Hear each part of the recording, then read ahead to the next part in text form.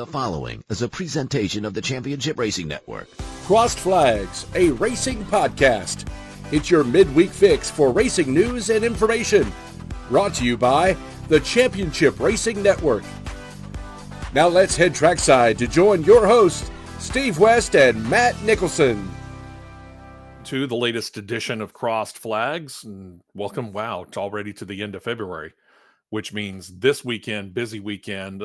NASCAR is in action at COTA with the Xfinity Series and the truck, not the Truck Series, they're actually off, but with Cup Series. And Indycar gets their season running as well, which gives us an interesting doubleheader on the Fox Network. All of that will be detailed on the big show this weekend. Don't forget about it. Saturday morning, 9 a.m. Eastern, 8 a.m. Central Time. Subscribe right down below right there, and you will be able to just be notified when we get started with that particular show. It's a lot of fun. Hope you enjoy us. It expands out on things and deals with more news from all of the different series, whereas here we'll deal with one or two, maybe three different subjects over the course of it. And in this case, and this is at Matt's request, and I agree with it, this is a single subject show. And something that Matt and I have been kind of harping on now for a while. Could we please get some consistency when it comes to how we deal with caution flags on the last lap of any particular race? And it doesn't matter whether it's trucks or Xfinity or Cup, especially when it comes to NASCAR. And we talked about it last week, Matt. We talked about it when it came to the Daytona 500 and how it was different for the actual 500 than it was during the second dual race, for an example. And we turn around and we get the same thing again at Atlanta. It's getting to the point to where it's almost inexcusable. Yeah, I could go. It's almost getting to that point because, you know, it's becoming to where it's becoming a weekly question: to throw or not to throw, Right? Throw or not to throw, All throw right. or not to throw. You and I were in Atlanta. We saw the Truck Series race, the Xfinity Series race on Saturday. We were there in person, saw it live. Saturday night. Crash occurring off of turn 2, middle of the pack. Leaders are racing back to the finish. And this was something that Elton Sawyer later came back and said that was too aggressive. Yeah. Define too aggressive. That was my question when it came to that as well. What do you mean by it? I mean, did it feel like it was too aggressive to you?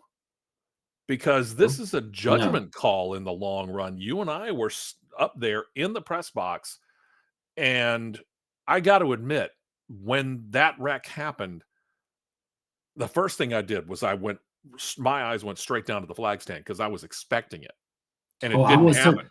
I was too. When it didn't happen, I was shocked, and I found the front of the field again as they were going through turns 3 and 4, and watching that whole thing, I was very amazed by the fact that they did not throw a caution there. And then he turns around. I'm sorry, go ahead. I was with how they've been doing things. I was surprised that one didn't come out either.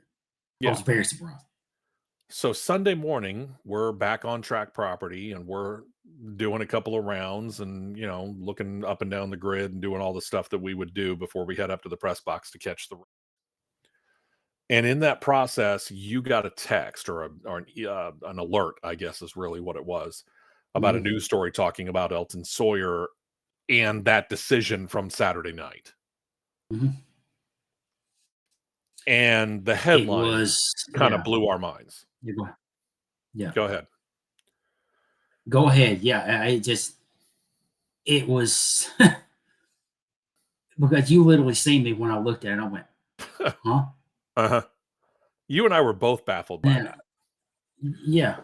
And again, what we're looking for is consistency one way or the other. Talked about it on last week's big show and equating it to being an umpire. If you're the home plate umpire, which you're going to be once every 4 days as part of a quartet, you need to be able to be consistent when it comes to balls and strikes. And what I mean by that is very simply, you have the width of the plate. Now, obviously, the height is a little different depending on who the batter is. But you have the width of the plate, and ideally, according to the rule book, the width of the plate, if that ball hits this height target and this width target, you're good. But at the same time, they tend to give pitchers maybe a little bit of an edge, 1, maybe 2 inches off the plate either side. And you can argue about that, but in the end, I have less of a complaint about it if the umpire is calling those extra couple of inches the same for both teams and for all pitchers, regardless of whether it's the starting pitcher or the relief pitcher. As long as they're consistent with it, okay. Be consistent. NASCAR is not being that. No, it's kind of the same principle of how basketball referees will referee. Let's just say they referee one big man that's in the middle. The one big man will get all the calls. The other one won't get all the calls when the same identical thing is clearly happening. Yeah, and I can point out something last night. The game that was the college game that was between Alabama and Mississippi State. There were 2 identical fouls called, 2 identical fouls committed. One got called, one didn't get called. Yeah. And the crew on ESPN was going, how do you miss that when you call it one way and you don't get it the other? Yeah. It's the same thing. And I hate to word it this way, and I said this last week. The level of inconsistency and then in some levels incompetence is getting to some of the levels that you would see of the former MLB umpire Angel Hernandez. Yeah. So then Elton Sawyer, who is he's a favorite punching bag of ours. I mean, there's no doubt. And the unfortunate thing for him is the fact that he puts himself out there to do this.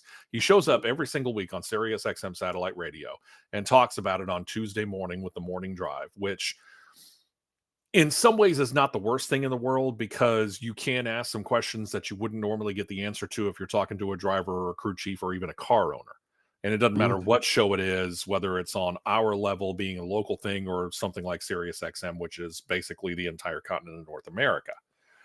But what he said on Sunday, he addressed this during the Cup Series drivers meeting and said that he would not put that group in a position if they had to run through a debris field, that a caution would come out if a similar incident was to occur as it did on Saturday night, and went and said this, quote, "If we don't throw the caution, you're incentivizing the competitors to drive through that.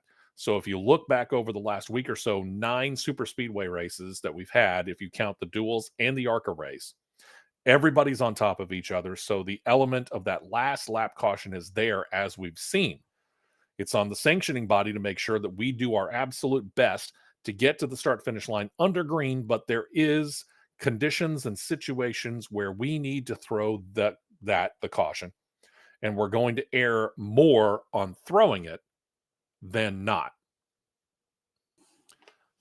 You and I are pretty much, I think, in agreement that that's probably a mistake, because there needs to be situational awareness of this. Just because you have a wreck doesn't mean you have this massive debris field. That quote that he had right there, that's painting the picture that the car basically disintegrated, and it was in painting it out like debris fields happened, like the incidents in 2011 at Las Vegas that took Dan Whelan's life. That was a debris field. Absolutely. That was a massive debris field. Sure. Okay. Yeah. There's a difference there. But these cars now, when they stay compact, and that's the word I'm going to use, they stay compact when an accident occurs, whether it's a solo car crash or a multi-car crash. You don't see that much terribly huge debris fields anymore. No, you don't. And where I say the level of incompetence is coming at, all right, that wreck is happening going into the entry of turn 3 at Atlanta in the Cup race. Right. What does a turn do? Turn sets like this. A turn sets like this. What is naturally going to occur if something gets in a place where it doesn't need to be? Gravity is going to wash it down. It's going to self-clean itself. Yeah. You're not going to drive through this massive, look like a bomb went off. No, you're not. Plus, when you're at the entry of turn 3 and the start-finish line is less than a mile where you're at, on a mile and a half track. On a mile and a half track, whoever is in front of that wreck is going to have plenty of time to get woed up. Sure. Plenty of time. Because pulling the trigger yet quick again, that just robbed another 3 wide door to door to door finish at Atlanta for 2 years in a row. Yeah. Because It was shaping coming. it up. It was shaping coming. up to that. It was. You're right. It was Absolutely, coming. it was. And for me, let me go and look through some of these other quotes here. Christopher Bell, who won the race, said throwing the yellow flag to not make the back half of the field race for position, that means so much in a white flag lap. I think it's the right call. Okay. You're leading the race. You're going to say that. Yeah. Kyle Larson, who finished third, didn't see the issue in the immediate aftermath, said, I think that they probably made the right decision Sunday evening. I think the last couple of weeks it was a bit extreme, so they probably made the right decision. One of the bigger critics has been Denny Hamlin on his podcast. And even he came out and said that he felt like in the wake of what they said Sunday morning, they're 1-0 in making the right call. He actually says he feels like they made the right call on Sunday evening. So you got 3 drivers that are out there saying it, but you and I, well, and let me continue this before you go the timeout. Most of the media that I've been hearing have been agreeing with the drivers, saying that it's the right call. You and I, all right. You and I think, are on the other side of this, but I have a qualification for it. But I'll let you talk first, and then I'll explain my qualification. Okay. The episode of, because apparently the NASCAR officials now have a podcast called Hard Talk. Okay. Yes. It was released. It was released this morning. Amanda Ellis, she's one of the communications directors for NASCAR. Okay. Says that after the Xfinity non-caution, and this is something that Jeff Gluck released on his social media this morning. After the Xfinity non-caution on the last lap, a couple drivers called NASCAR officials. Drivers sent officials messages on the driver group text chain, and some drivers met with officials virtually. That's why NASCAR decided on an updated procedure on Sunday, for Sunday, as Mike Ford put it. So the drivers somewhat pressed for this? Somewhat? Yeah, it's like, oh, we don't want to have to drive through that right there. Dale Earnhardt, Kel Yarborough, Benny Parsons, and I'm sure somewhere Richard Petty probably laughing as well. Bobby Allison. The late Bobby Allison. Yeah. David Pearson. Exactly. They're going. What in the world? Huh? Yeah, I'd like to. It would be interesting to talk with some of these older, drivers who have been out of it for a while, but they can remember when a caution flag wasn't called after 3 or 4 cars got into a wreck and left debris out on the track, and you were still racing under green. You were racing back to the caution. Yeah, and I would be very interested in this. But here's my qualification on this, okay? Especially at the super speedway tracks. Let's make this clear. But I think this would work on pretty much any track. Save for maybe the half milers of a Bristol, a North Wilkesboro, if you're talking Richmond or shorter, I think maybe this might need to be adjusted. But if you're on a mile track or bigger, if the wreck happens as you're going down the back stretch into turn 3, or happens in turn 3 and 4,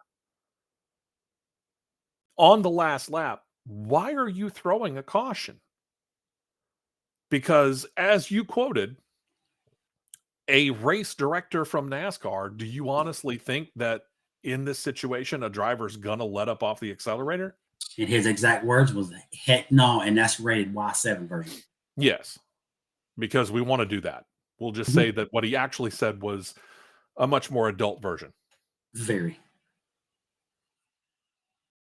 If it happens in turns 1 and 2, okay, I could see throwing the caution, because once you get back around, you hit that start-finish line, there's still time, but it's not as much time for everybody to just kind of get woed up and look and see what's going on in front of them. because they have been concentrating so much on getting to that checkered flag. So if it's in turns 1 and 2, okay, fine, throw the caution. But once you get around to the back stretch on a track that's a mile or longer, you can't tell me that once they hit that checkered flag that they can't get slowed down way in enough time before they get around to the back stretch or to turns 3 and 4 before they end up hitting that debris field, as they're calling it here, and get through it safely. You can't tell me that. So there needs to be, in my mind, a line, if you want to put it this way, a line of demarcation that says, okay, if the wreck happens before this line, we'll throw the yellow. If it's after this, we don't. I got a couple scenarios even better. Okay, go for it. I'm open to suggestion. Spinning off of what you just said right there.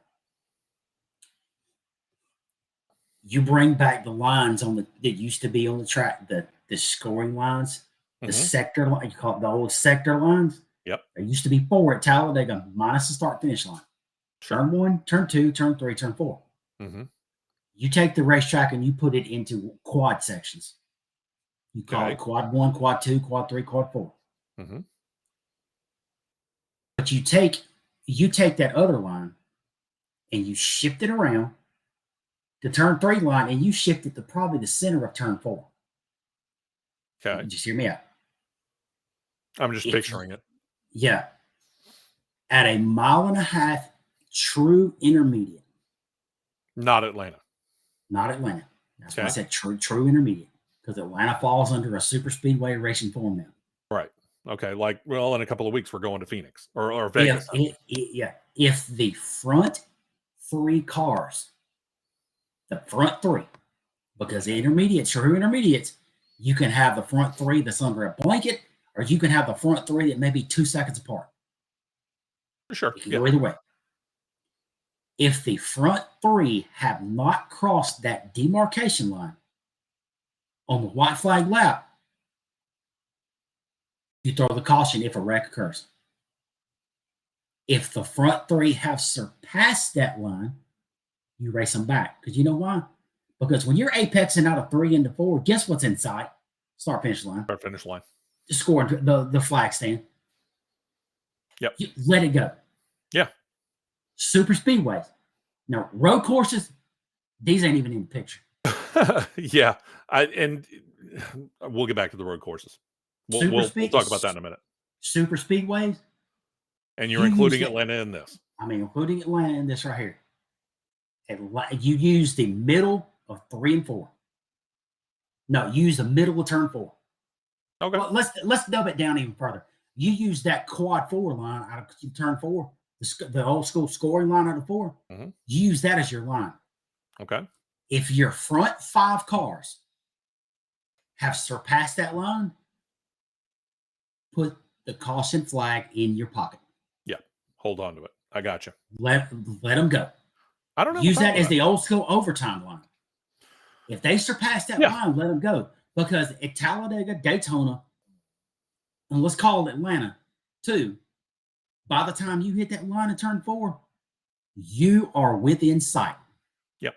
In some shape, form, or fashion. I would agree. Because one thing, and a lot of people that probably don't recognize that happened in Atlanta Sunday, the front 3 raced all the way through the line. They did. They raced all the way through the line. They did. You're correct. Road courses, okay, let's go down this road of the road course and street course thing. And you and I heard this. I mean, I remember hearing it very, very well. And I think you and I both heard it. I know I did. In that NASCAR does not want to go down the road of what a Formula One does and have a localized yellow for a car that just happens to spin out. And let's face it, we see that all the time. We're going to see it plenty of times on an 18 turn, even shortened COTA course. We're going to see it plenty of times where a car just spins out or gets knocked and spun out, but that's not really a wreck. But if that car gets stuck in a certain spot for too long, what NASCAR does is they throw the caution flag and it covers the entirety of the course. Which is pointless. And It's pointless. exactly, it makes no sense. NASCAR needs to be able to figure out a way to have a localized caution. And basically that just means the cars have to slow down through that particular sector of the track. That's it. I have seen this firsthand with a headset on my head and a radio in hand. They have localized sector spotters. Case in point, Mid-Ohio a few years ago, Sure. the sector I was in had one spotter. And then the other side, because the sector was so wide, there was another spotter to catch the exit of turn 8, 9, and down into 10, down into 11, to where the carousel is getting out of Mid-Ohio. There was a spotter that was up in the section of turn 1 and had vision all the way down to 2, entry into 3, down in China Beach. Yep. You can't tell me, and then combined with the track marshals, you can't tell me that they don't have that happen, because they can't have that happen, or they can't make it happen, because one, combined with the marshals, the series spotters, and the team spotters, you can easily, with ease, tell, hey, got one off over here. And I had to say this at one time. And I can tell you the exact truck that went off. Tanner Gray went off and drove through the kitty litter. It turned 7, 8, 9. I keyed the radio up. I said, got one off in 7, 8. Got one off in turn 8 on your left. Eyes up, eyes up. He's coming on track now. And he was coming around into 7. Watch on your left, one coming back on track. And I had the crew chief call me back and say, good call, good eyes. And that's the first race I've ever spotted in my life, in real life. And you got marshals who are all around the track that have been doing this in some cases for God only knows how many years, if not decades. And you know what that exact marshal in turn 8 was doing? Yellow flag, and hanging it out. But what's the pack still doing? Wide open. Racing, absolutely. Because that's what they do until they hear on the radio from NASCAR, or they see the lights blinking on those different posts or fence that show yellow. They're going for it because that's what they're trained to do. Because afterwards and after the race was over, I said when the 15 went off, I said, did you have a clear visual on him when coming around? He said, yeah, I had him picked up coming out of turn 6, and he went off in turn 8. Wow. There you go. Yeah. I said, so, okay, I did my job. Yeah, absolutely. And that's what you're supposed to do. So I don't know what NASCAR's obsession is with having a full course yellow. It doesn't make any sense.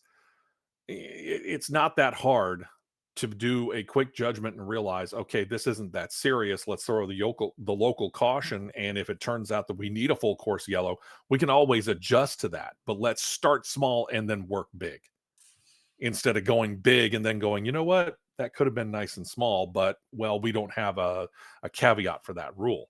You could do that at all the road courses and the street course. Well, case in point, like the Roval last year, where Anthony Alfredo had a car buried underneath the tires and he wasn't going nowhere. But then they decided to throw the caution when you're exiting the last couple of corners. Oh, we got to throw a caution. Want to give him a chance to get out. Anybody with a brain cell that works knows that car is not coming out from under 3 rows deep of tires that are together for a tire barrier. Yeah. And even if you want to see if he's going to do it, you give him 5 seconds tops to get the car started and see if he's gaining any traction. And as soon as those tires spun, throw the caution. Depending on how the field is spaced out at the road course, if it's a car that is within the tail of the pack and something like that happens and they do not move within 5 to 10 seconds, you throw it. Absolutely. You throw it. Yeah. But if they're moving within 2 to 3, leave it alone. Pocket. Keep it in your pocket. Leave it alone. If using that particular example, if I'm noticing that not only is he getting traction, but the car is moving and he's got a chance to get it out, I'm holding on to that caution flag. But if all I'm seeing is tire smoke because he can't get caution because there's just no way that car is going to let loose, then you throw it. But you give it 5 to 10 seconds. In 5 to 10 seconds, if you can't make that judgment to throw or not throw a caution, what are you doing as an official in NASCAR or IndyCar or F1 or Formula E or any other racing series that's out there, whether we cover it or not? And in regards to super speedways, I've had a spotter transmission in my ear, and I know how they communicate. Mm-hmm. It doesn't matter what happens; they're going to say, "Keep coming to the line, keep coming to the line, keep coming to the line, go, go, go, go, go." Yeah, what is that? What is it's definitive? The one that is underneath the helmet. What's that tell them? Go. Don't crack. Mat it. Don't crack. Yeah, mat it. Keep it matted. Whatever. Exactly. Because you have to maintain speed all the way through the line. So that is a catch-22 scenario there. Yeah. So it's the Band-Aid that they put on this is a much bigger Band-Aid than what they needed. They needed a small little Band-Aid. Instead, they put a humongous bandage on there and wrapped it up way too tight. This is a typical, unfortunate, but typical overreaction by NASCAR to do something like this, which they think is going to be a catch-all, cover-all. It's going to end all of our problems, but they don't stop and think about the unintended consequences of it. Right. Again, you're paying these gentlemen, these ladies, these officials. We see them every single opportunity that we get when we're on that same level. Note Talladega. We have seen these officials. They're males and they're females, and they're good by and large at what they do. Trust them to be able to make a judgment. You pay them a pretty handsome salary every single year because you trust their judgment. Well, by all means, trust their judgment more than what you're trusting it, instead of being massively inconsistent. And we have, within the past couple of weeks, mentioned this man's name more than once. David Hoots. This is a guy who was just massively consistent and used really, really good judgment when it came to either pulling out that yellow flag and displaying it or keeping it in his pocket. And none of this current generation either has the freedom to tell them to pocket it or has the guts to tell them to keep it in your pocket or throw it at specific times. I'm going to say it's probably the latter than the former. And I hate that. I hate that, because David Hoots should be the standard by which every race director of every different NASCAR series and every series should go by. I like what they're doing in Formula One by and large. I like what they're doing in IndyCar by and large. But NASCAR is just massively inconsistent, and the inconsistency is between Trucks, Xfinity, and Cup. It's not just week to week, it's series to series. Unfortunately. That's got to get cleaned up. That's got to get cleaned up. And again, I don't know whether this is the right move or not. If they're going to be consistent about it, okay, I'll let it go to a certain extent. Might not be 100% happy about it, but I'll at least be happier because they're being consistent with it. Here's how you fix it. And you put it in clear black and white for all of America to see. You put your protocol that you're going to use from here on out in black and white. Huh. If you're going to use that protocol, stick to it. There's a word for that we've been hearing a lot when it comes to politics. Oh, transparency. Huh. There you go. What a novel idea. There you go. Have a little transparency. Be transparent. Yeah. Put it for everybody to see, to where there's no questions asked. It's that simple. Yep. That's all we're asking. We're not asking for you necessarily to do it our way. We think our way would work, but we're not necessarily asking for it. For the love, be transparent in how you are going to go about doing this, and be consistent in how you're going to do this. And I'm talking about every week across all the series that are racing. Plain and simple. This weekend, big show coming up, 9 a.m. Eastern, 8 a.m. Central Time. I was about to put the Central Time on top. And they're going to be at COTA, as we mentioned. We'll talk a little bit more, give you more details on the I say new configuration. It's been there the whole time. It's just new to NASCAR. So we'll give you the details on that. And of course, we'll give you all the rest of the news of the week on the big show, CRN, 9 a.m. Eastern, 8 a.m. Central Time. Don't forget, subscribe right down there. We appreciate it. And our fine friends over at Jocks certainly appreciate it as well. And we'll talk to you Saturday morning.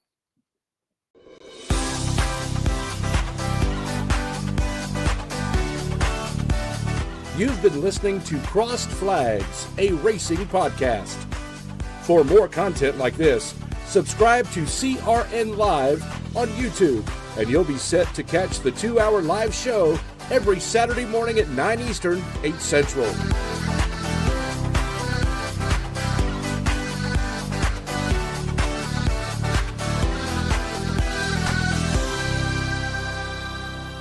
This has been a presentation of the Championship Racing Network.